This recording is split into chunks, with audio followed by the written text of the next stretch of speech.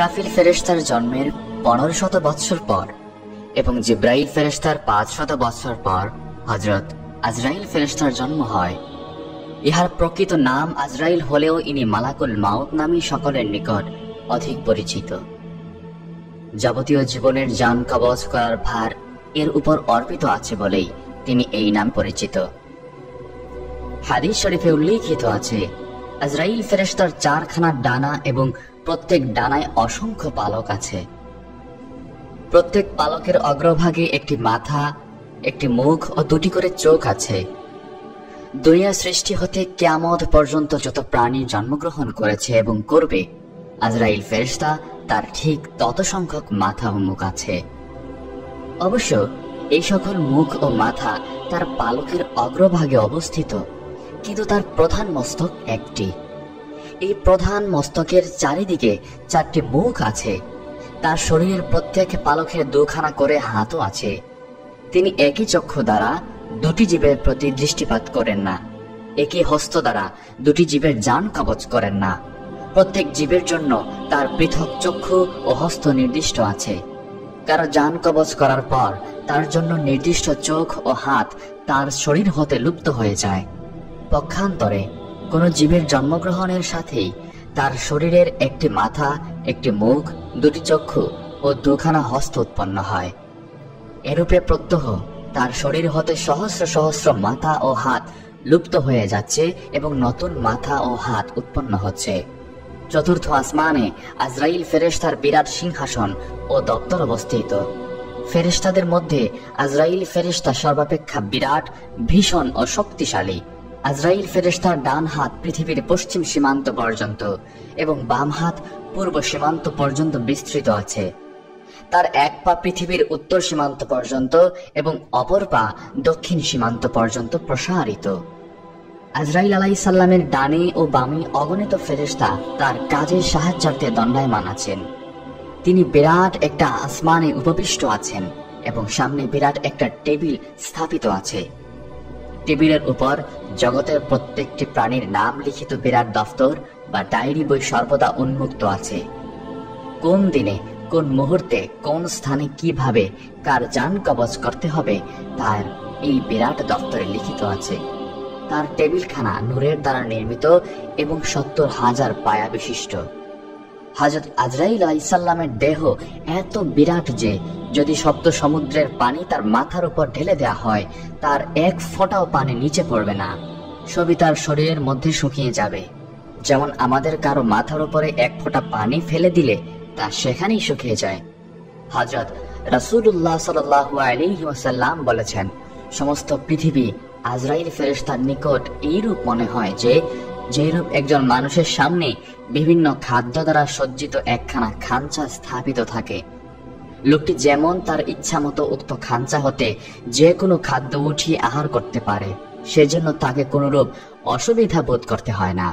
আজরাইল আলাইহিস সালাম ঠিক সেইরূপ একটি বিরাট পৃথিবী যে কোনো প্রাণীর প্রাণ যে কোনো মুহূর্তে অতি সহজে কবজ করতে সক্ষম। হাদিস শরীফে উল্লেখিত আছে, হযরত রাসূল আকরাম সাল্লাল্লাহু আলাইহি ওয়াসাল্লাম যখন মেরাজ শরীফে গমন করেছিলেন, তখন জিব্রাইল ফেরেশতার সাথে তিনি আজরাইল ফেরেশতার নিকটবর্তী হয়ে তাকে আসসালামু আলাইকুম ইয়া মালাকুল মউত বলে সালাম করেছিলেন। কিন্তু মালাকুল মউত সালামের কোনো জবাব দিল না। আল্লাহ পাকের তরফ হতে তৎক্ষণাৎ আদেশ এলো যে, হে আজরাইল, আমার প্রিয় হাবিবের সালামের জবাব দাও এবং তিনি যা জিজ্ঞেস করেন তা প্রত্যেকটি উত্তর সঠিকভাবে দাও। হযরত আজরাইল আলাইহিস সালাম তৎক্ষণাৎ ওয়ালাইকুম আসসালাম ইয়া হাবিবাল্লাহ বলে সালামের জবাব দিলেন এবং তার আসন হতে উঠে হযরত রাসূল সাল্লাল্লাহু আলাইহি ওয়াসাল্লামের সাথে মুসাফাহ করলেন। তারপর অত্যন্ত সম্মানের সাথে তাকে নিজের নিকটে বসায় বললেন, ইয়া রাসূলুল্লাহ সাল্লাল্লাহু আলাইহি ওয়াসাল্লাম, আমার বেয়াদবি মাফ করবেন। আমার জীবনে আমি আজ পর্যন্ত কাহারো সালামের জবাব দেওয়ার মতো অবসর পাইনি। আজ যদি আল্লাহ তাআলা আমাকে আদেশ না করতেন, তবে আপনার সালামের জবাব দেওয়া আমার পক্ষে সম্ভব হতো না। আল্লাহ পাক আমার উপর এমন গুরুত্বপূর্ণ কাজের দায়িত্ব অর্পণ করেছেন যে একটি মুহূর্ত মাত্র আমার কাজ হতে অন্যমনস্ক হওয়া সম্ভব নয়। প্রতি মুহূর্তে আমাকে জিন, মানব, দৈত্য, দানব, পশু পক্ষী, কীট পতঙ্গ প্রভৃতি নিয়ে কোটি কোটি জীবের জান কবজ করতে হয়। অথচ তাহাদের জান কবজ করার জন্য নির্দিষ্ট সময়ের এক মুহূর্ত পূর্বে বা এক মুহূর্ত পরেও উহা করবার উপায় নেই আমার। আজ আমার শুভ আগমন উপলক্ষে আল্লাহ রাব্বুল আলামিনের আদেশে আমার দফতরের যাবতীয় কাজ বন্ধ রেখে আপনার সাথে কথা বলবার অবসর পেয়েছি। আমার জীবনে এই সর্বপ্রথম অবসর। হযরত রাসূল আকরাম সাল্লাল্লাহু আলাইহি ওয়াসাল্লাম জিজ্ঞেস করলেন, হে আজরাইল, আপনি কি রূপে জীবের জান কবজ করে থাকেন? হযরত আজরাইল আলাইহিস সালাম উত্তর করলেন, ইয়া রাসূলুল্লাহ সাল্লাল্লাহু আলাইহি ওয়াসাল্লাম, আমার সামনে এই যে বিরাট গাছটি দেখছেন, এর প্রত্যেকটি পাতার উপরে পৃথিবীর যাবতীয় প্রাণীর এক একজনের নাম লিখিত আছে। যখন কাহারও মৃত্যুর সময় নিকটবর্তী হয়, তখন মৃত্যুর 40 দিন পূর্বে তার নাম লিখিত পাতাটি জলদ রং ধারণ করে। অতঃপর মৃত্যুর দিন সেই পাতাটি আমার সম্মুখস্থে এই টেবিলের উপরে পতিত হয়। আমি তৎক্ষণাৎ আমার ডায়েরি বই খুলে সেই প্রাণীটি কোন মুহূর্তে, কোথায়, কিভাবে জান কবজ করতে হবে তা দেখে আমার সাহায্যকারী ফেরেশতাদের একজনকে পাঠিয়ে দেই তার জান কবজ করতে। আজরাইল আলাইহিস সালাম বললেন, রূহ যে কি জিনিস আমি তা সঠিকভাবে নিজেও অবগত নেই, তবে একমাত্র বলতে পারি যে কারো জান কবজ করার পর আমার হাতের তালুতে সামান্য একটু ভার অনুভব করে। হযরত রাসূল আকরাম সাল্লাল্লাহু আলাইহি ওয়াসাল্লাম আবার জিজ্ঞেস করলেন, আপনার মাথার চারদিকে 4টি মুখ হওয়ার কারণ কি? আজরাইল আলাইহিস সালাম উত্তরে বললেন, আমার সম্মুখে মুখটি নূরের দ্বারা প্রস্তুত, এর দ্বারা মুমিন বান্দাদের জান কবজ করার আদেশ প্রদান করে থাকে। ডান দিকের মুখটি আল্লাহর ক্রোধে দ্বারা প্রস্তুত, এর দ্বারা পাপীদের জান কবজ করার আদেশ প্রদান করে থাকে। বাম দিকের মুখটি আল্লাহর গজবের দ্বারা প্রস্তুত, এর দ্বারা মুনাফিকদের জান কবজ করার আদেশ দেয়। আর পিছনের মুখটি দুজখের অগ্নি দ্বারা প্রস্তুত, এর দ্বারা কাফের ও মুশরিকদের জান কবজ করার আদেশ দেয়। ইয়া রাসূলুল্লাহ সাল্লাল্লাহু আলাইহি ওয়াসাল্লাম, আপনার জন্য একটি শুভ সংবাদ এই যে, যেদিন আল্লাহ তাআলা আপনাকে এই কাজের ভার অর্পণ করেছেন, সেই দিনে আমাকে নির্দেশ দিয়েছেন যে উম্মতে মুহাম্মদের জান অত্যন্ত আসানের সহিত কবজ করবে। সন্তান যেমন মায়ের স্তন পান করতে করতে ঘুমিয়ে পড়ে, তখন তার মাথা তার মুখ হতে স্তনটি টেনে বের করে নেয়, অথচ সন্তান কিছুই বুঝতে পারে না, ঠিক সেইরূপ ভাবে যেন প্রত্যেক উম্মতে মুহাম্মদের জান কবজ করা হয়, তারা যেন মোটেই কষ্ট অনুভব না করে। হযরত রাসূল আকরাম সাল্লাল্লাহু আলাইহি ওয়াসাল্লামের কথা শুনে অত্যন্ত খুশি হয়ে আল্লাহ তাআলার সকল স্বরূপ ধরে সিজদা করলেন। তিনি পুনরায় জিজ্ঞেস করলেন, হে ভাই আজরাইল, কখনো কারো জান কবজ করার জন্য কি আপনি আপনার এই আসন পরিত্যাগ করে নিজে উঠে গমন করেছিলেন? আজরাইল আলাইহিস সালাম উত্তরে বললেন, হ্যাঁ, আমাকে জীবনের সর্বমোট 3 বার এই আসন ত্যাগ করে নিজেকেই গমন করতে হয়েছিল। প্রথমবারে হযরত আদম আলাইহিস সালামের শরীর তৈরি করার জন্য মাটি আনতে, দ্বিতীয়বার হযরত আদম আলাইহিস সালামের জান কবজ করতে এবং তৃতীয়বার হযরত মুসা আলাইহিস সালামের জান কবজ করতে। হযরত নবী করিম সাল্লাল্লাহু আলাইহি ওয়াসাল্লাম আবার জিজ্ঞেস করলেন, হে ভাই আজরাইল, কোন লোকের জান কবজ করার সময় কি আপনার প্রাণে ব্যথা অনুভব করেছিলেন? তিনি উত্তরে বললেন, হ্যাঁ, 2 জন লোকের জান কবজ করতে আমার প্রাণে অত্যন্ত ব্যথা লেগেছিল। তাদের মধ্যে একজন দুনিয়ার বিখ্যাত কাফের বাদশা সাদ্দাদ এবং অপরজন সাদ্দাদের মতো। অন্য একটি হাদিসে আছে, রাসূল আকরাম সাল্লাল্লাহু আলাইহি ওয়াসাল্লাম বলেছেন যে আল্লাহ তাআলা আরশের নিচে একটি বিরাট গাছ সৃষ্টি করেছেন। দুনিয়াতে যত সংখ্যক প্রাণী আছে, উক্ত গাছে তার সমান সংখ্যক পাতা আছে। যখন কারো পরমায়ু শেষ হতে মাত্র 40 দিন বাকি থাকে, তখন তার নামের পাতাটি মালাকুল মউতের সম্মুখস্থ টেবিলের উপরে পড়ে যায়। মালাকুল মউত তখনই তার ডায়েরি বই খুলে সেই ব্যক্তিকে ডায়েরির বই হতে মৃত বলে লিখে দেন। যদিও তার আরো 40 দিন পরমায়ু অবশিষ্ট থাকে, তথাপি সেই দিনই সে আকাশে মৃত্যু বলে ঘোষিত হয়। ঠিক তার 40 দিন পর সেই ব্যক্তি মৃত্যু মুখে পতিত হয়। রাসূল আকরাম সাল্লাল্লাহু আলাইহি ওয়াসাল্লাম বলেছেন, কোন লোকের মৃত্যুর পর যখন তার পিতামাতা বা স্ত্রী, পুত্রকন্যা প্রভৃতি চিৎকার করে ক্রন্দন ও মাতম করতে থাকে, তখন মালাকুল মউত অদৃশ্য থেকে তাকে সম্বোধন করে বলতে থাকেন, হে মাতমকারী, তুমি কার উপরে এত ক্রোধ ও অসন্তুষ্ট প্রকাশ করছো? যদি আল্লাহর প্রতি তুমি এরূপ ক্রোধ প্রকাশ করো, তবে তাতে তোমার কোনো লাভ নেই, তো বরং এই ক্রোধ ও অসন্তুষ্টি তোমাকে গুনাহগার করে আল্লাহর গজবের দিকে টেনে নিয়ে যাবে। আর যদি আমার উপর তুমি অসন্তুষ্ট হয়ে থাকো, তবে সেটাও তোমার নিতান্ত বোকামি, কারণ আমি নিজের ইচ্ছামতো কোনো কাজ করি না। আমার পালনকর্তার আদেশ প্রতিপালন করাই আমার একমাত্র কাজ। আমি সেই সর্বশক্তিমান আল্লাহর কসম করে বলছি, একমাত্র এই ব্যক্তির জন্য নির্দিষ্ট খাদ্যের একটি দানা বাকি থাকতে ইহাকে দুনিয়া হতে উঠিয়ে নেয়নি। সুতরাং আমার প্রতি ক্রোধ করারও কোনো কারণ নেই। মৃত্যুর ফেরেশতা মালাকুল মউত, যার দায়িত্ব হচ্ছে মানুষের রূহ কবজ করা। আল্লাহ তাআলা যার মৃত্যু যেখানে সাব্যস্ত করেছেন সেখানেই হবে, এটাই আল্লাহর বিধান। মৃত্যু নিয়ে বিস্ময়কর একটি ঘটনা সংঘটিত হয়েছিল হযরত সুলাইমান আলাইহিস সালামের যুগে। সেই ঘটনায় মৃত্যুর ফেরেশতা বিস্ময়ে হতবাক হয়ে যান। হযরত সুলাইমান আলাইহিস সালাম নিজের এক মন্ত্রীর সঙ্গে কথাবার্তা বলছিলেন। এমন সময় খুব সুন্দর চেহারা ও দামি পোশাক পরিহিত এক ব্যক্তি সুলাইমান আলাইহিস সালামের মজলিসে প্রবেশ করল এবং সে কিছুক্ষণ বসার পর চলে গেল। তার যাওয়ার পরে মন্ত্রী সুলাইমান আলাইহিস সালামকে জিজ্ঞেস করলেন, হে আল্লাহর নবী, এই মাত্র আপনার কাছে যে লোকটি এসেছিল ওই ব্যক্তি কে? হযরত সুলাইমান আলাইহিস সালাম বললেন, আমার কাছে আসা ব্যক্তি ছিলেন মৃত্যুর ফেরেশতা মালাকুল মউত।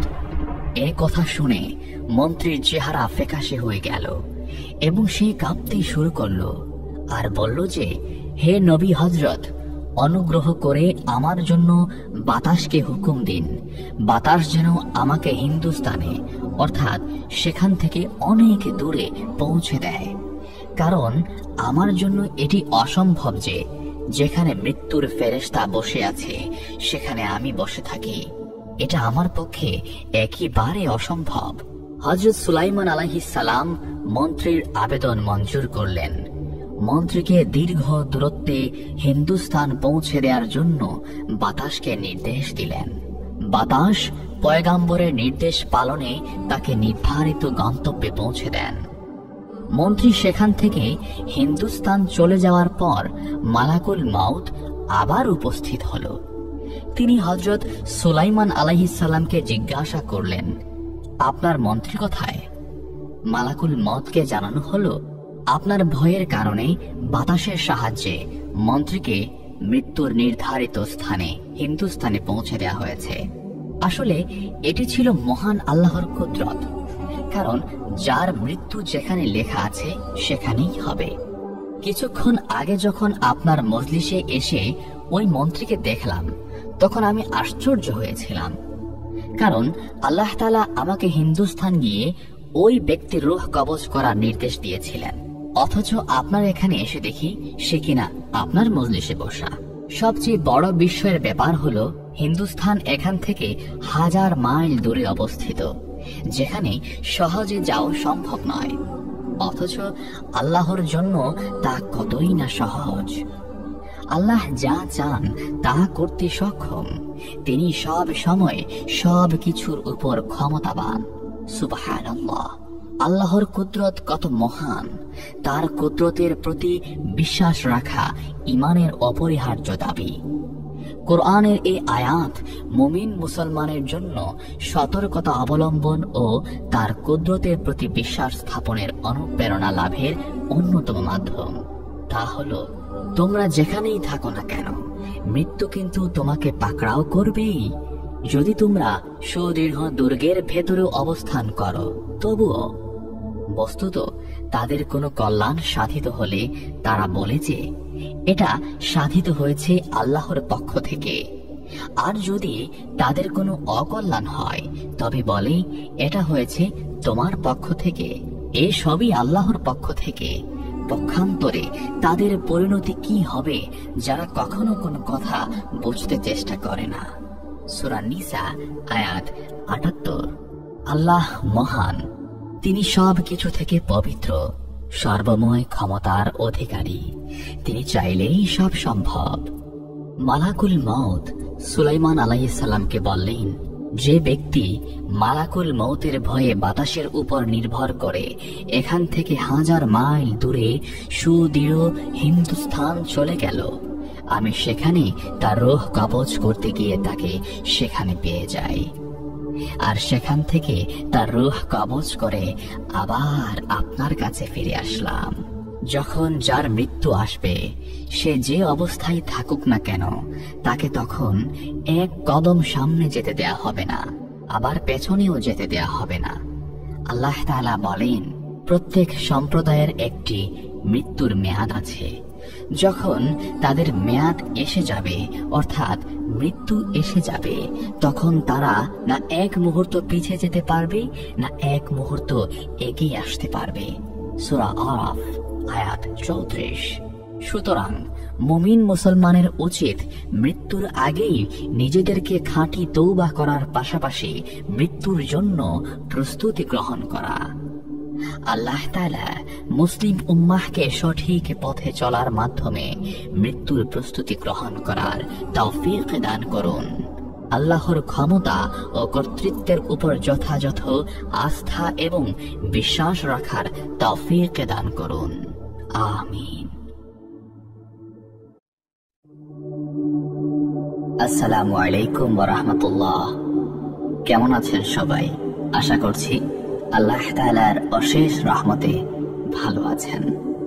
আল্লাহ তাআলা বলেন, পৃথিবীর সব প্রাণী মৃত্যুর স্বাদ গ্রহণ করতে হবে।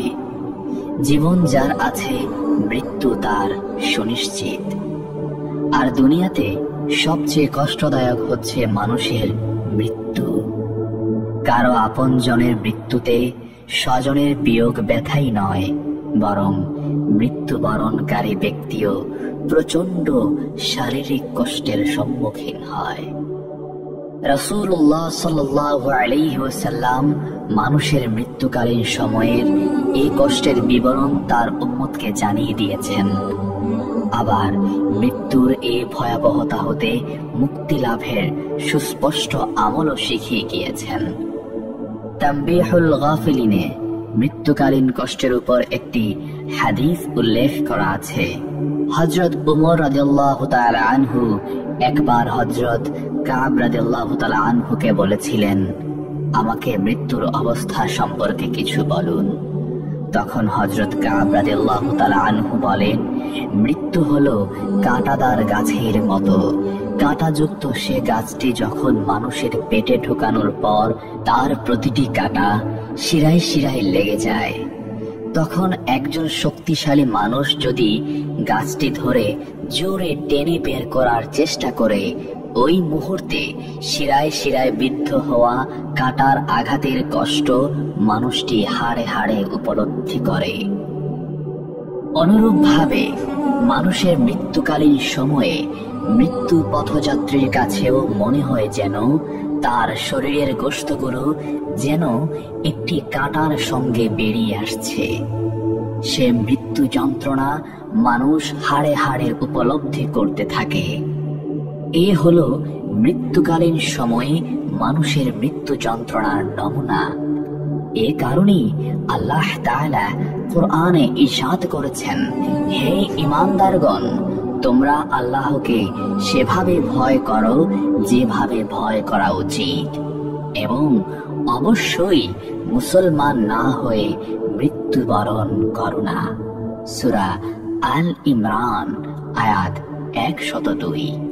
আল্লাহ তাআলা কুরআনুল কারীমের মাধ্যমে মানুষকে আগেই সতর্ক করে দিয়েছেন, মৃত্যুর পূর্বে ইসলামে পরিপূর্ণভাবে প্রবেশ করে পূর্ণাঙ্গ মুসলমান হয়ে যাও, তবেই মৃত্যুকালীন কষ্ট সহ পরকালের প্রথম মানজিল কবর, ফুলসিরাত, হাসরের ময়দান এবং আল্লাহর বিচারের দিন নাজাত লাভ করবে। আল্লাহ তাআলা মুসলিম উম্মাহকে মৃত্যুকালীন সময়ের কষ্ট থেকে হেফাজত করুন, পরকালে নাজাত দান করুন। আমিন। মৃত্যুর সময় রাসূল সাল্লাল্লাহু আলাইহি ওয়াসাল্লাম যে কথাটি বারবার বলেছিলেন, হযরত মুহাম্মদ সাল্লাল্লাহু আলাইহি ওয়াসাল্লামের জীবনের শেষ মুহূর্ত চলছে। ঠিক সে সময় একজন লোক এসে সালাম জানিয়ে বললেন, আমি কি ভিতরে আসতে পারি? রাসূল সাল্লাল্লাহু আলাইহি ওয়াসাল্লামের কন্যা ফাতিমা রাদিয়াল্লাহু তাআলা আনহা বললেন, দুঃখিত, আমার পিতা খুবই অসুস্থ। এই কথা বলে ফাতিমা রাদিয়াল্লাহু তাআলা আনহা দরজা বন্ধ করে রাসূল সাল্লাল্লাহু আলাইহি ওয়াসাল্লামের কাছে গেলেন। হযরত রাসূল সাল্লাল্লাহু আলাইহি ওয়াসাল্লাম বললেন, কে সেই লোক?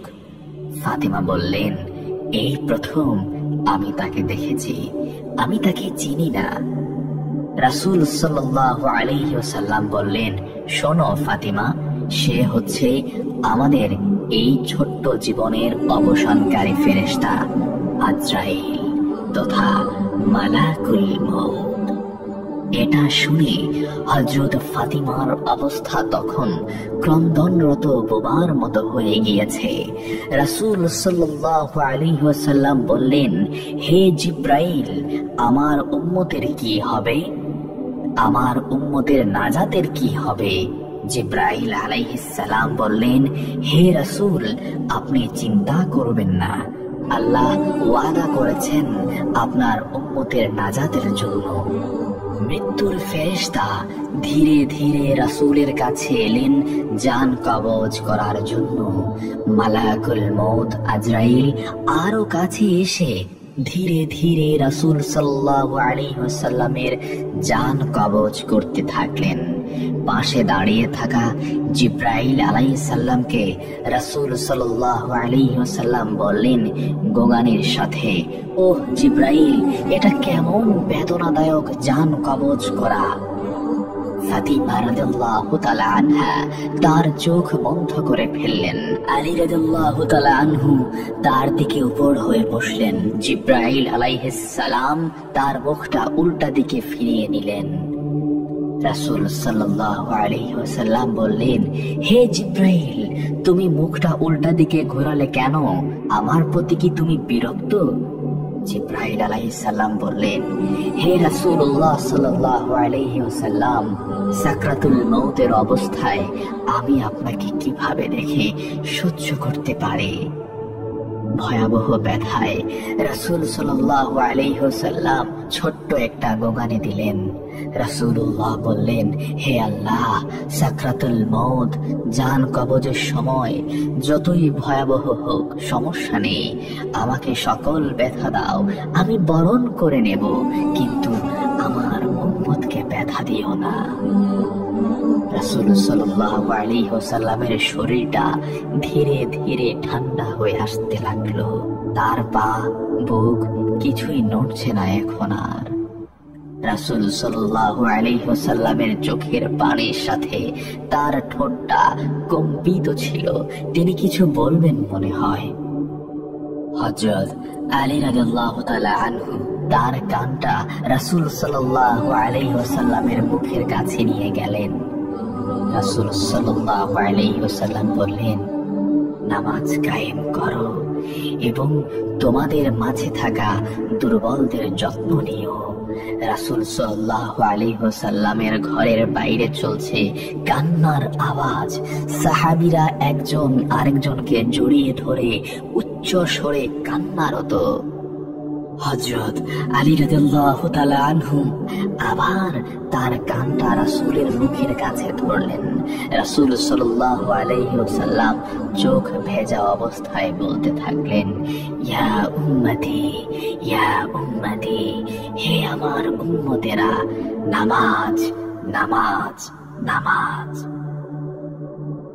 আল্লাহর আদেশে হযরত ইসরাফিল আলাইহিস সালামের সিংহায় ফুৎকারের মাধ্যমে কিয়ামত অনুষ্ঠিত হবে। পৃথিবী ও আসমানের সব প্রাণীর জান কবজ করার পর যখন আজরাইল আলাইহিস সালাম আল্লাহর দরবারে হাজির হবেন, তখন আল্লাহ আজরাইলকে প্রশ্ন করবেন, হে আজরাইল, আর কে কে জীবিত আছে? আজরাইল আলাইহিস সালাম উত্তরে বলবেন, হে আমার রব, হে আমার প্রতিপালক, আর মাত্র বাকি রয়েছেন জিব্রাইল, ইসরাফিল, মিকাইল ও আমি আজরাইল জীবিত আছি। তখন আল্লাহ বলবেন, তুমি ছাড়া বাকি তিনজনের জান কবজ করে ফেলো।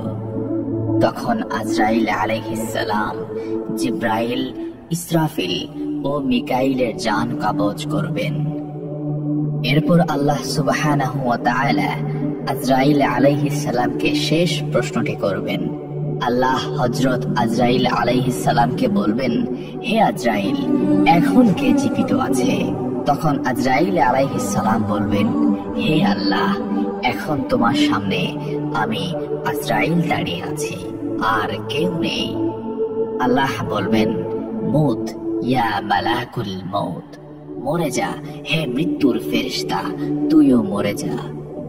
তখন আজরাইল আলাইহিস সালাম নিজের জান নিজেই কবজ করবেন, আজরাইলও মরে যাবে।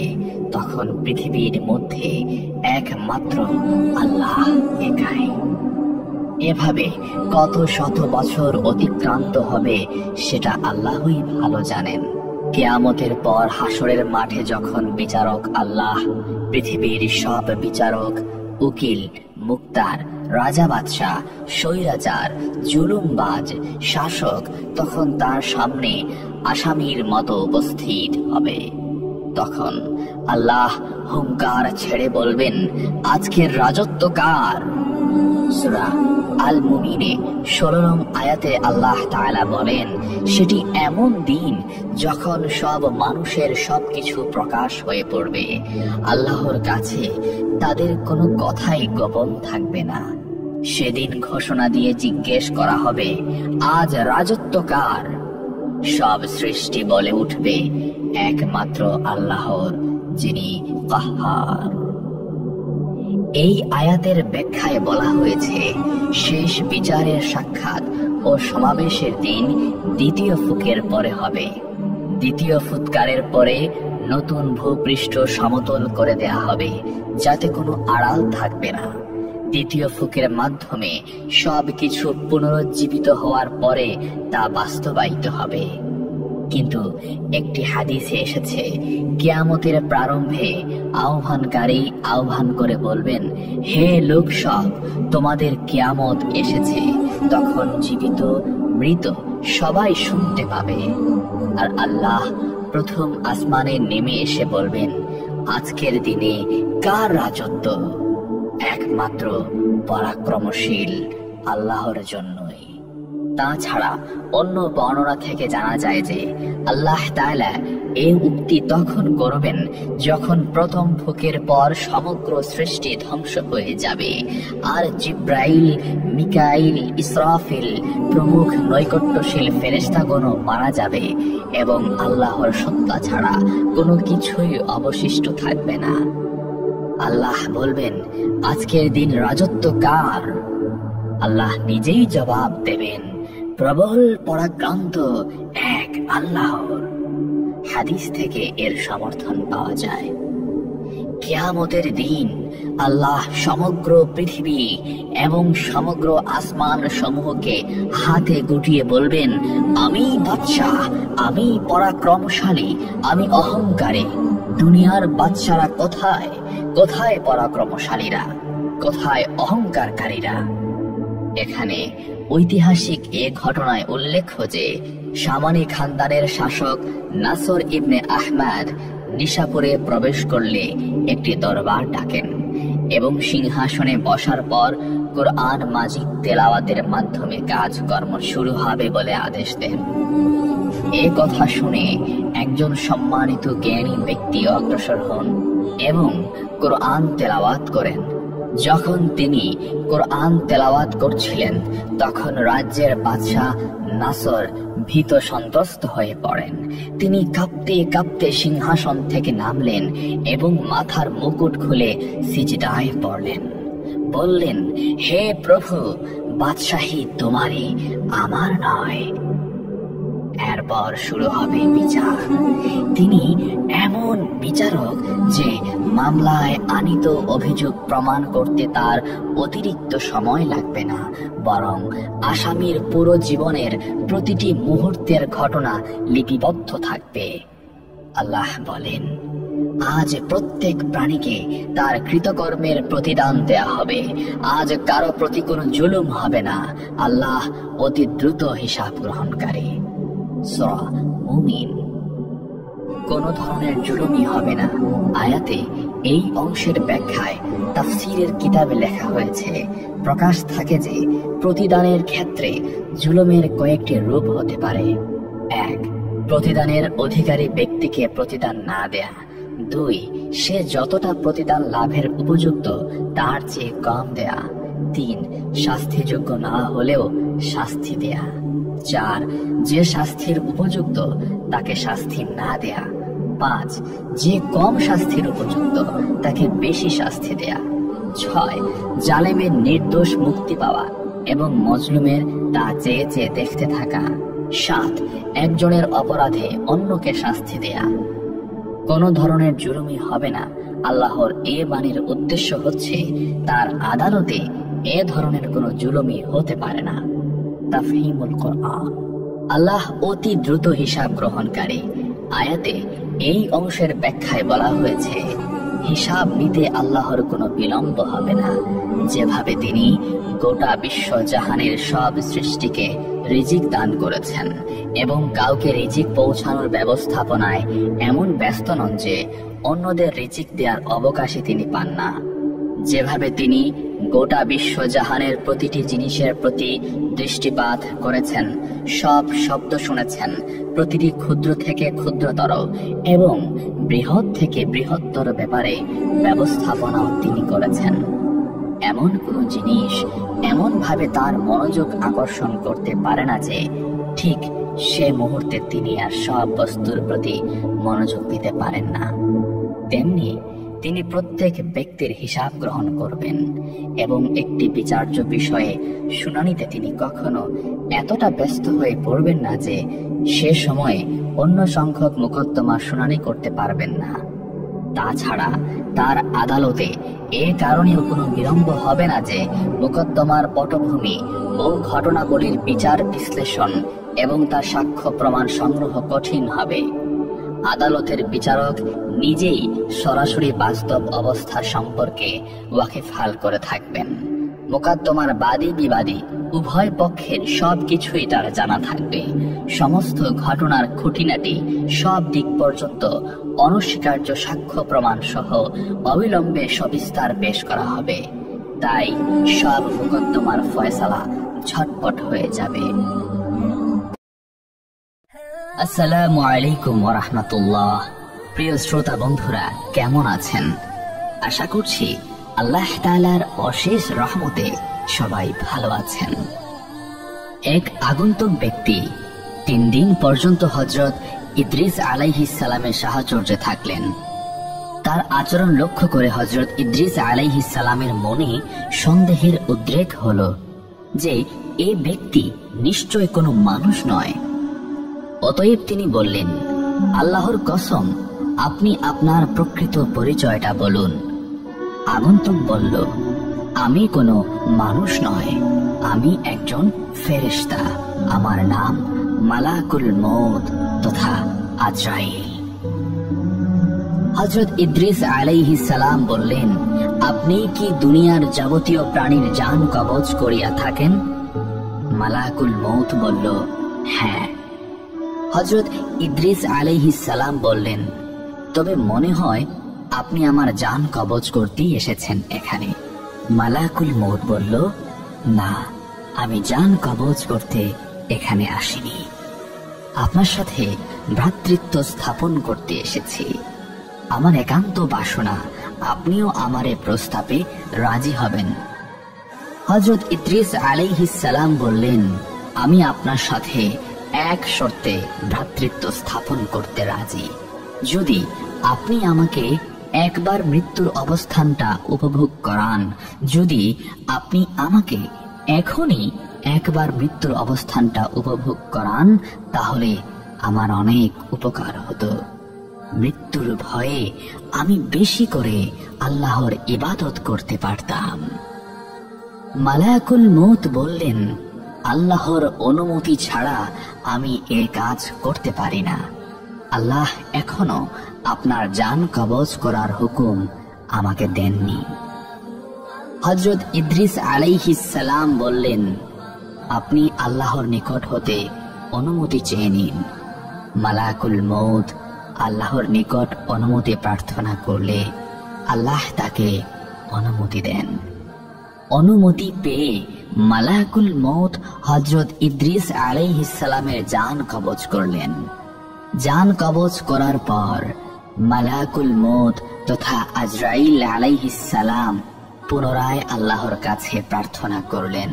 হযরত ইদ্রিস আলাইহিস সালামের জান ফিরিয়ে দেওয়ার জন্য আল্লাহ তার প্রার্থনা কবুল করলেন।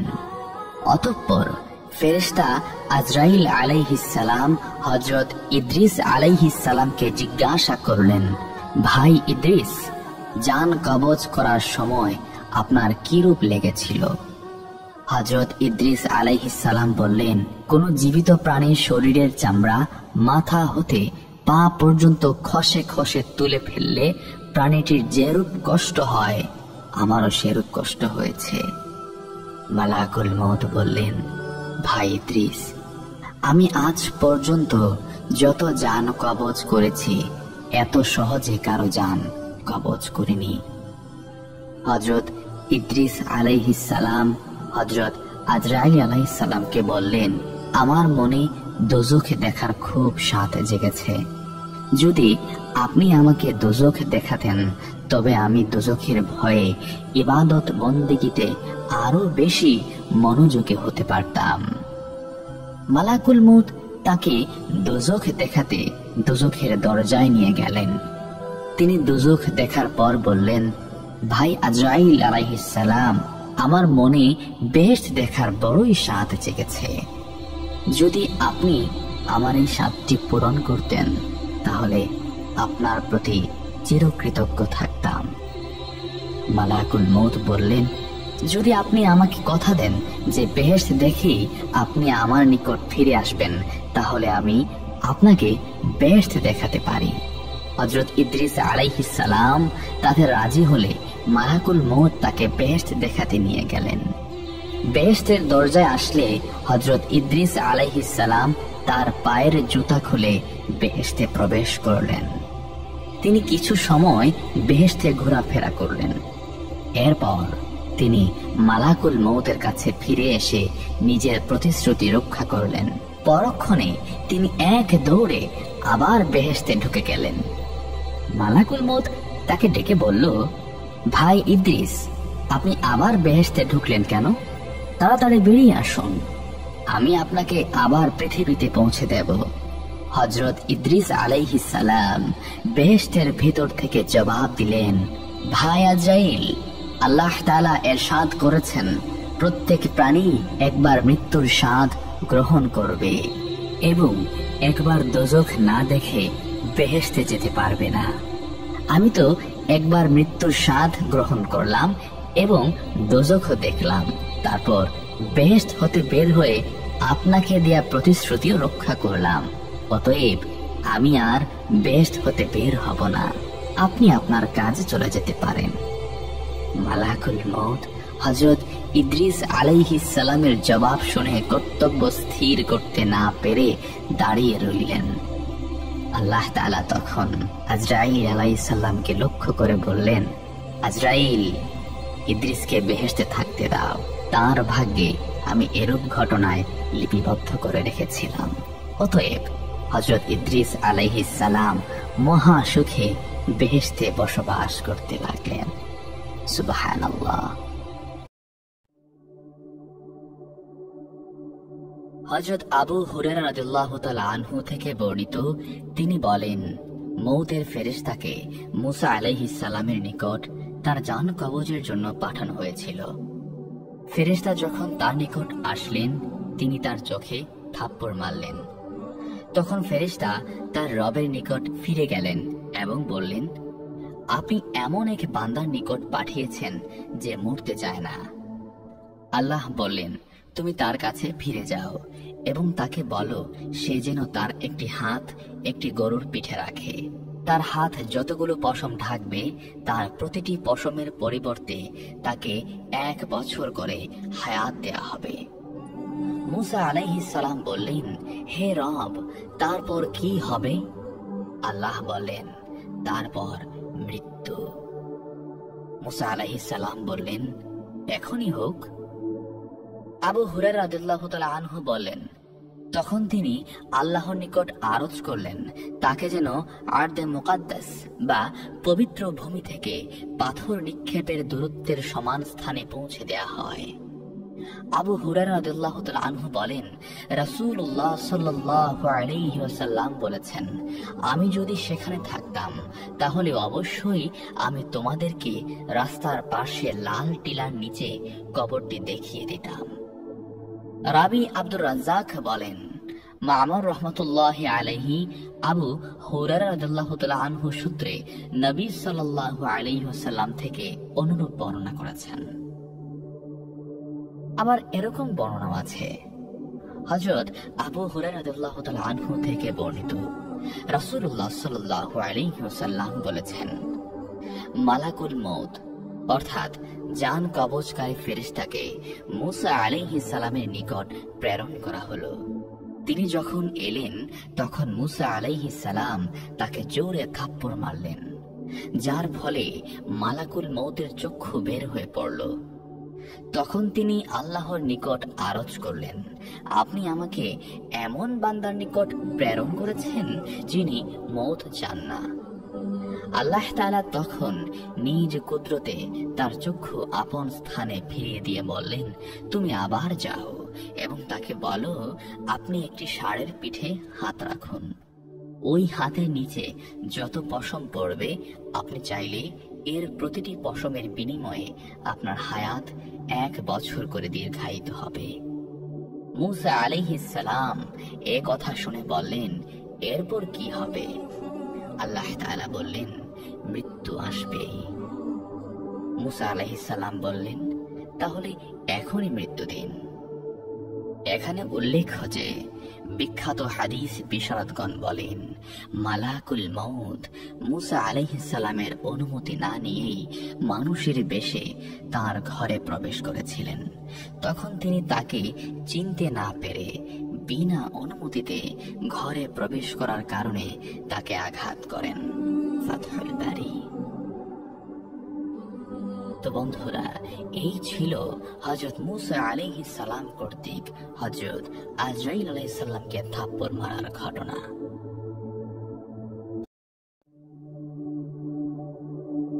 আসসালামু আলাইকুম ওয়া রাহমাতুল্লাহ।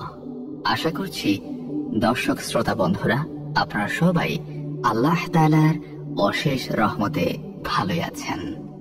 আল্লাহ তাআলা ফেরেশতাদের ডেকে বললেন, আমি পৃথিবীতে আমার প্রতিনিধি পাঠাতে চাই। ফেরেশতারা বলল, হে আল্লাহ, আপনি কি এমন কাউকে দুনিয়াতে পাঠাবেন যারা সেখানে দাঙ্গা হাঙ্গামা করবে এবং রক্তপাত ঘটাবে, অথচ আমরা আপনার নিরন্তর গুণকীর্তন করছি? আল্লাহ বললেন, নিঃসন্দেহে আমি জানি যা তোমরা জানো না। এরপর মহান আল্লাহ জিব্রাইল আলাইহিস সালামকে হুকুম করলেন পৃথিবীর বুক থেকে মাটি সংগ্রহ করে আনার জন্য।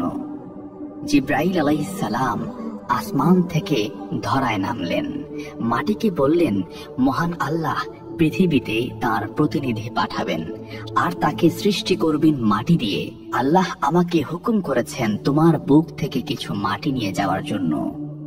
মাটি কান্নাকাটি শুরু করলো, বলল, আদম সন্তান অতিশয় পাপাচারী আর গুনাহগার হবে, এই কারণে তারা অধিকাংশ সংখ্যক জাহান্নামে যাবে। আমার শরীর দিয়ে তাদের সৃষ্টি করলে তাদের পাপের কারণে আমাকে জাহান্নামের আগুনে জ্বলতে হবে। জাহান্নামের আগুনে জ্বলার সাধ্য আমার নাই। জিব্রাইল, তুমি ফিরে গিয়ে আল্লাহকে বলো তিনি যেন অন্য কোনো উপাদান দিয়ে আদমকে সৃষ্টি করেন, কিন্তু আমাকে বা মাটি দিয়ে নয়। জিব্রাইল আলাইহিস সালাম আরশে ফিরে গেলেন, বললেন, হে আল্লাহ, হে পরওয়ারদিগারে আলম, আমি পৃথিবীতে গিয়েছিলাম মাটি আনতে, কিন্তু মাটি এমন ভাবে কাকুতি মিনতি করছে আর কান্নাকাটি শুরু করলো যে আমার খুব মায়া হলো। আমি মাটি আনতে পারিনি, আমাকে ক্ষমা করুন। আল্লাহ রাব্বুল আলামিন ইসরাফিল আলাইহিস সালামকে ডেকে পাঠালেন। তাকে বললেন জমিন থেকে মাটি আনার জন্য। তিনি জমিনে আসলেন। ইসরাফিল আলাইহিস সালামের বেলায়ও জিব্রাইল আলাইহিস সালামের মতো ঘটনা ঘটল। তিনিও মাটি নিতে পারলেন না। তিনিও ফিরে গিয়ে আল্লাহর কাছে অপারগতা প্রকাশ করলেন এবং ক্ষমা চাইলেন। এরপর আল্লাহ তাআলা মিকাইল আলাইহিস সালামকে ডাকলেন। তাকেও একই হুকুম করলেন। এবং মিকাইল আলাইহিস সালাম পূর্ববর্তী 2 ফেরেশতার ন্যায় মাটির কান্নাকাটি দেখে মাটি নিতে সক্ষম হলেন না। এবার আল্লাহ তাআলা ডাকলেন হযরত আজরাইল আলাইহিস সালামকে। তিনি ফেরেশতাদের মধ্যে অপেক্ষাকৃত কঠিন হৃদয়ের, সমস্ত প্রাণীকুলের প্রাণ সংহার করার জন্য তাকে সৃষ্টি করা হয়েছে। তাকে জমিনে পাঠালেন মাটি আনার জন্য। এবারও মাটি কান্নাকাটি জুড়ে দিল। আজরাইল আলাইহিস সালাম বললেন, হে জমিন, তুমি এবং আমি দুজনেই আল্লাহর সৃষ্টি, অতএব তোমার কাকুতি মিনতির চেয়ে আল্লাহর হুকুম পালন করা আমার জন্য গুরুত্বপূর্ণ। তিনি মাটির কান্নায় কর্ণপাত করলেন না। এক খামচি মাটি তুলে নিলেন তার হাতে এবং ফিরে এলেন আল্লাহর আরশে। আজরাইল আলাইহিস সালাম যে এক খামচি মাটি জমিন থেকে সংগ্রহ করে এনেছিলেন তা ছিল অত্যন্ত এঁটেল। তাই আল্লাহ মেঘ মালাকে নির্দেশ দিলেন এই এঁটেল মাটির উপর 40 বছর বৃষ্টি বর্ষণ করার জন্য। 40 বছর বৃষ্টিতে ভেজার পর এঁটেল মাটি হয়ে গেল কাদা মাটি। কোন কোন মুফাসসির তাফসীর গ্রন্থে উল্লেখ করেছেন, আজরাইল আলাইহিস সালাম এর এই এক খামচি মাটির ওজন ছিল 40 মণ। 40 মণ এঁটেল মাটি 40 বছর বৃষ্টিতে ভিজে কাদা মাটিতে পরিণত হলে এই কাদা মাটি দিয়ে মহান আল্লাহ তাআলা আদম আলাইহিস সালামের 60 হাত লম্বা আকৃতি বিশিষ্ট একটি দেহ তৈরি করলেন। তারপর সূর্যকে নির্দেশ দিলেন আদম আলাইহিস সালামের কাদা মাটি তার দেহে 40 বছর কিরণ দেওয়ার জন্য। সূর্য 40 বছর আদম আলাইহিস সালামের দেহে কিরণ দেওয়ার পর বা আলো দেওয়ার পর তা পরিণত হলো ঠনঠনে মাটিতে। পবিত্র কুরআনে যার উল্লেখ করে আল্লাহ তাআলা বলেছেন, আমি আদমকে সৃষ্টি করেছি শক্ত মাটি দ্বারা। আদম আলাইহিস সালামের দেহ শক্ত অবস্থায় পড়ে থাকলো আরো 40 বছর। এরপর আদম আলাইহিস সালামের মাটির তৈরি দেহে রূহ ফুঁকে দিলেন আল্লাহ তাআলা। আদম আলাইহিস সালাম নড়ে চড়ে উঠে বসলেন। তারপর হাঁচি দিয়ে বললেন, আলহামদুলিল্লাহ, সকল প্রশংসা আল্লাহর। ফেরেশতারা অবাক হলো, এমন সুন্দর বাক্য তারা এর আগে কখনো শুনেনি। আল্লাহ যেদিন আদম আলাইহিস সালামের শরীরে রূহ ফুঁকে দিলেন সেদিনটি ছিল শুক্রবার। আল্লাহ তাআলা কিছু বস্ত্র সামগ্রী ফেরেশতাদের সামনে রেখে বললেন, তোমরা আমাকে এগুলোর নাম বলে দাও যদি তোমরা সত্য হয়ে থাকো। ফেরেশতারা বলল, হে আল্লাহ, তুমি মহান, আমরা কিছুই জানি না, তবে তুমি যা শিখিয়েছ সেগুলো ছাড়া। নিশ্চয় তুমি প্রকৃত জ্ঞান সম্পন্ন হিকমতওয়ালা। ফেরেশতারা বস্তুগুলোর নাম বলতে পারলেন না। আল্লাহ তাআলা হযরত আদম আলাইহিস সালামকে বললেন, ফেরেশতাদেরকে বস্ত্রগুলোর নাম বলতে দাও। আদম আলাইহিস সালাম সেগুলোর নাম বলে দিলেন। আল্লাহ তাআলা ফেরেশতাদেরকে উদ্দেশ্য করে বললেন, আমি কি বলি নাই যে আসমান ও জমিনের মধ্যবর্তী সব গোপন বিষয় সম্পর্কে আমি অবগত আছি? আল্লাহ ফেরেশতাদেরকে নির্দেশ দিলেন আদম আলাইহিস সালামকে সিজদা করার জন্য। সকল ফেরেশতা আদম আলাইহিস সালামকে সিজদা করলো, কিন্তু ইবলিস সিজদা করল না। ফলে সে কাফের ও বিতাড়িত হয়ে গেল, আর সে চিরদিনের জন্য আদম জাতির শত্রু হয়ে গেল। হযরত আদম আলাইহিস সালাম জান্নাতের মধ্যে বিচরণ করতে থাকলেন। একদিন ঘুম থেকে উঠে দেখলেন তার পাশে অপূর্ব সুন্দরী এক নারী শুয়ে আছে। তিনি জানতে চাইলেন, হে আল্লাহ, কে এই নারী? আল্লাহ বললেন, তোমার স্ত্রী হাওয়া। তোমরা জান্নাতের মধ্যে যেখানে ইচ্ছা বিচরণ করো, যা ইচ্ছা করে সব খাও, শুধু ওই গাছটার ধারে কাছেও যেও না এবং ওই গাছের ফল ভক্ষণ করো না, অন্যথায় তোমরা জালিমদের অন্তর্ভুক্ত হয়ে যাবে। আর মনে রেখো, শয়তান তোমাদের প্রকাশ্য শত্রু। আদম আলাইহিস সালাম এবং হাওয়া আলাইহিস সালাম জান্নাতে সুখে স্বাচ্ছন্দ্যে বিচরণ করছিলেন। আর ইবলিস যে আদমকে সেজদা না করার জন্য বিতাড়িত হয়েছে, সেই আদমকে পথভ্রষ্ট করার জন্য সে কৌশল খুঁজছিল। একদিন সে অতিশয় বৃদ্ধের আকৃতি ধারণ করে এসে আদম আলাইহিস সালাম এবং হাওয়া আলাইহিস সালামকে ধোঁকা দিল। সে তাদের উভয়কে বলল, এই গাছটার ফল অত্যন্ত উপকারী। তোমরা যদি এই ফল খাও তাহলে তোমরা চিরস্থায়ীভাবে জান্নাতে থাকতে পারবে, তোমাদের মর্যাদা আরো বৃদ্ধি হবে। হযরত আদম আলাইহিস সালাম আল্লাহর দেয়া সতর্ক বার্তা বেমালুম ভুলে গেলেন। ইবলিসকে ফেরেশতা মনে করে তারা উভয়ে তার কথা বিশ্বাস করে ওই গাছের ফল ভক্ষণ করলেন। সঙ্গে সঙ্গে তাদের শরীর থেকে জান্নাতি পোশাক খুলে পড়ে গেল। তারা গাছের পাতা দিয়ে নিজের শরীর ঢাকার চেষ্টা করলেন। আওয়াজ আসলো, হে আদম, আমি কি তোমাকে সতর্ক করিনি যে ওই গাছের ধারে কাছেও যেও না? আমি কি বলিনি যে শয়তান তোমাদের প্রকাশ্য শত্রু? আদম আলাইহিস সালাম বুঝতে পারলেন তিনি শয়তানের ধোঁকায় পড়ে আল্লাহর হুকুম অমান্য করেছেন। তাই তিনি সেজদায় লুটিয়ে পড়লেন এবং আল্লাহর কাছে ক্ষমা প্রার্থনা করলেন। আল্লাহ বললেন, তোমরা নিষিদ্ধ গাছের ফল খেয়ে সীমালঙ্ঘন করেছ, তোমরা জান্নাতে থাকার অধিকার হারিয়েছ। তোমরা পৃথিবীতে নেমে যাও, সেখানে তোমাদের কিছু কাল অবস্থান করতে হবে। আর আমার পক্ষ থেকে যদি কোনো হুকুম পৌঁছে, তবে যে ব্যক্তি আমার হুকুম মেনে চলবে তাকে না শয়তান ধোঁকা দিতে পারবে, না তাদের কোনো ভয় ভীতি থাকবে। হযরত আদম আলাইহিস সালাম এবং হাওয়া আলাইহিস সালামকে নামিয়ে দেয়া হলো পৃথিবীতে। হযরত আদম আলাইহিস সালামকে নামানো হলো বর্তমান শ্রীলঙ্কার কলম্বো থেকে অনতি দূরে একটি পাহাড়ে, যেটি অ্যাডামস পিক নামে পরিচিত, যেখানে আকৃতিতে অনেক বড় এবং বহু পুরনো একটি পায়ের ছাপ রয়েছে। ঐতিহাসিকগণ বিভিন্নভাবে প্রমাণ করার চেষ্টা করেছেন যে এইটাই আমাদের আদি পিতা হযরত আদম আলাইহিস সালামের ফুটপ্রিন্ট। হযরত হাওয়া আলাইহিস সালামকে নামানো হয়েছিল সৌদি আরবের জেদ্দায়। হযরত আদম আলাইহিস সালাম এবং হাওয়া আলাইহিস সালামকে যেদিন জান্নাত থেকে পৃথিবীতে নামিয়ে দেওয়া হয়, সেদিনটি ছিল শুক্রবার। জনমানবহীন পৃথিবীতে দুটি মাত্র মানুষ দুজনকে খুঁজতে লাগলেন, আর ইতিপূর্বে জান্নাতে তাদের কৃত ভুলের জন্য আল্লাহর কাছে ক্ষমা প্রার্থনা করতে থাকলেন।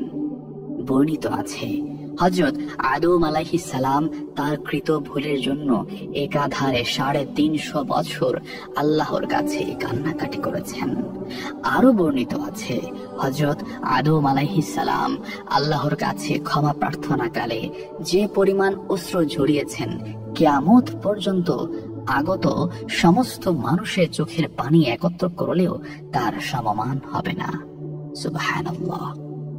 অবশেষে মহান আল্লাহ তাআলা হযরত আদম আলাইহিস সালামের প্রতি করুণার ভরে লক্ষ্য করলেন। বললেন, হে আদম, আমি কিছু বাক্য শিখিয়ে দিব। সেসব বাক্যের মাধ্যমে প্রার্থনা করলে আমি তোমাকে ক্ষমা করে দেব। আল্লাহ তাআলা আদম আলাইহিস সালামকে শিখিয়ে দিলেন, বলো, রব্বানা যালামনা আনফুসানা ওয়া ইল্লাম তাগফির লানা ওয়া তারহামনা লানাকুনান্না মিনাল খাসিরিন। হযরত আদম আলাইহিস সালাম মহান আল্লাহর শিখানো বাক্যের মাধ্যমে আল্লাহর কাছে মাফ চাইলেন এবং তওবাহ করলেন। অতঃপর আল্লাহ তাআলা তাকে ক্ষমা করে দিলেন। সুবহানাল্লাহ। আল্লাহ তাআলা যেদিন হযরত আদম আলাইহিস সালামের তওবা কবুল করেছিলেন, সে দিনটিও ছিল শুক্রবার। হযরত আদম আলাইহিস সালাম এবং হাওয়া আলাইহিস সালাম দুজন দুজনকে খুঁজতে খুঁজতে আরাফাত ময়দানে তাদের সাক্ষাৎ হয়। তারা আল্লাহর কাছে শুকরিয়া আদায় করলেন। অতঃপর তারা সংসার শুরু করলেন। পৃথিবীতে একটি মাত্র মানুষ জানতেন যে তিনি কতদিন বাঁচবেন। হযরত আদম আলাইহিস সালামকে আল্লাহ বলে দিয়েছিলেন, তুমি পৃথিবীতে 1000 বছর বাঁচবে। এ ব্যাপারে হাদিসে একটি মজার ঘটনা উল্লেখ আছে। জান্নাতের মধ্যে একবার আদম আলাইহিস সালামের সামনে কিছু রূহকে হাজির করা হলো। হযরত আদম আলাইহিস সালাম জানতে চাইলেন, ইয়া আল্লাহ, এরা কারা? আল্লাহ বললেন, এরা তোমার সন্তান, যারা তোমার পরে পৃথিবীতে আসবে। আদম আলাইহিস সালাম বললেন, ওই যে রূহটা দেখা যায়, ও কে? আল্লাহ তাআলা বললেন, ও তোমার সন্তান দাউদ, সেও নবী হয়ে পৃথিবীতে আসবে। আদম আলাইহিস সালাম বললেন, দাউদ কতদিন পৃথিবীতে বাঁচবে? আল্লাহ তাআলা বললেন, 40 বছর। আদম আলাইহিস সালাম আল্লাহকে জিজ্ঞেস করলেন, হে আল্লাহ, আমি কতদিন বাঁচব? আল্লাহ তাআলা বললেন, 1000 বছর। আদম আলাইহিস সালাম আল্লাহ তাআলাকে জিজ্ঞেস করলেন, হে আল্লাহ, আমি 1000 বছর বাঁচব, আর আমার সন্তান দাউদ মাত্র 40 বছর বাঁচবে। আপনি দাউদের হায়াত কিছু বাড়িয়ে দিন। আল্লাহ তাআলা বললেন, তা কি করে হয়? এটা তো নির্দিষ্ট হয়ে গেছে। আদম আলাইহিস সালাম আল্লাহ তাআলাকে বললেন, হে আল্লাহ, আমার 1000 বছর হায়াত থেকে 60 বছর আয়ু কমিয়ে দাউদকে দিয়ে দেন। আল্লাহ তাআলা আদম আলাইহিস সালামের সুপারিশ কবুল করলেন। পৃথিবীতে আসার পর হযরত আদম আলাইহিস সালামের বয়স যখন 940 বছর পূর্ণ হয়, তখন আজরাইল আলাইহিস সালাম আদম আলাইহিস সালামের নিকট এসে বললেন, হে আল্লাহর নবী, আল্লাহ আমাকে আপনার জান কবজ করার জন্য পাঠিয়েছেন। আদম আলাইহিস সালাম বললেন, কেন? আমি তো 1000 বছর বাঁচব, এখনো আমার হায়াত 60 বছর বাকি আছে। আজরাইল আলাইহিস সালাম বললেন, আপনি জান্নাতে থাকাকালীন সময়ের কথা মনে করুন। আপনি আপনার হায়াত থেকে 60 বছর আপনার সন্তান দাউদকে দান করেছেন। আদম আলাইহিস সালাম বললেন, না না না, আমি দান করিনি। আজরাইল আলাইহিস সালাম মুশকিলে পড়ে গেলেন। আল্লাহ আজরাইল আলাইহিস সালামকে বললেন, ফিরে আসো। আজরাইল আলাইহিস সালাম আদম আলাইহিস সালামের জান কবজ না করে ফিরে গেলেন। আদম আলাইহিস সালাম জান্নাতের মধ্যকার সেই কথা ভুলে গিয়েছিলেন। এই ব্যাপারে হাদিসে বলা হয়েছে, মানুষের মধ্যে ভুলে যাওয়ার প্রবণতা বেশি। আমাদের আদি পিতা আদম আলাইহিস সালাম ভুলে গেছেন, আমরাও ভুলে যাই। এটাই মানুষের প্রকৃতি। পরবর্তীতে যখন তার বয়স 1000 বছর পূর্ণ হয়, তখন তিনি অতিশয় বৃদ্ধ এবং দুর্বল হয়ে পড়েন। এই সময় পৃথিবীতে হযরত আদম আলাইহিস সালামের সন্তান সন্ততি এবং নাতিপুতি সব মিলিয়ে প্রায় 40,000 মানুষের বংশ বিস্তার ঘটেছিল। এই 40,000 মানুষের মধ্যে হযরত শীস আলাইহিস সালামও ছিলেন। আদম আলাইহিস সালাম সবাইকে কাছে ডাকলেন এবং শেষ ওসিয়ত করলেন। বললেন, মনে হচ্ছে আমি আর বেশিক্ষণ তোমাদের মাঝে থাকব না। আমার অন্তিম সময় ঘনিয়ে আসছে। আমি শীঘ্রই আমার প্রতিপালকের ডাকে সাড়া দেব। আমার ইন্তিকালের পর তোমরা দাঙ্গা হাঙ্গামায় জড়িয়ে পড়ো না। তোমরা একতাবদ্ধ হয়ে থাকবে এবং আল্লাহর হুকুম মেনে চলবে।